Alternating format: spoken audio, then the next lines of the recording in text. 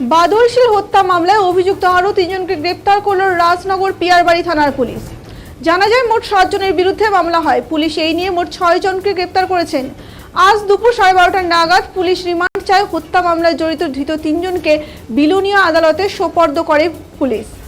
রাজনগর পিয়ারবাড়ি থানার পুলিশ গোপন খবরের ভিত্তিতে গত সোমবার রাতে বিলোনিয়া মহকুমার রাজনগর পিয়ারবাড়ি থানাধীন গৌরাঙ্গ বাজার ও ভৈরবনগর এলাকায় অভিযান চালিয়ে বিশু দাস, বাবু ও জগৎসর দাসকে পুলিশ গ্রেপ্তার করে।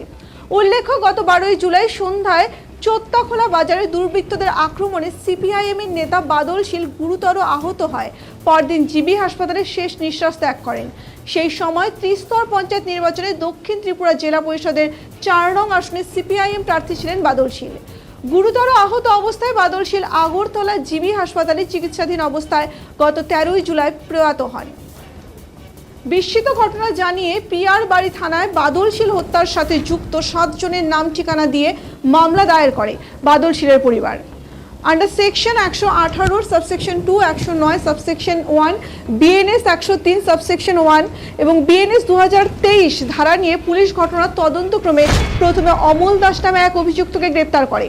অমল দাস বর্তমানে আদালতের নির্দেশে জেল হেফাজতে রয়েছে।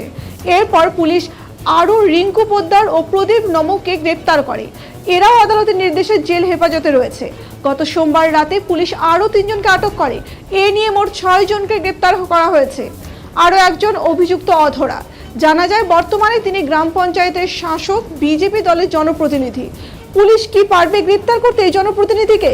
সেই দিকে তাকিয়ে বাদল শীলের পরিবার সহ বুদ্ধিজীবী মহল, শহীদ পরিবার সহ এলাকার সকলের একটাই আশা, বাদল শীলের খুনিদের উপযুক্ত দৃষ্টান্তমূলক শাস্তি হোক। চোত্তাখোলা বাদল শীলের মার্ডার কেসে 3 জনকে গ্রেপ্তার করেছেন। কাকে কাকে গ্রেপ্তার করেছেন?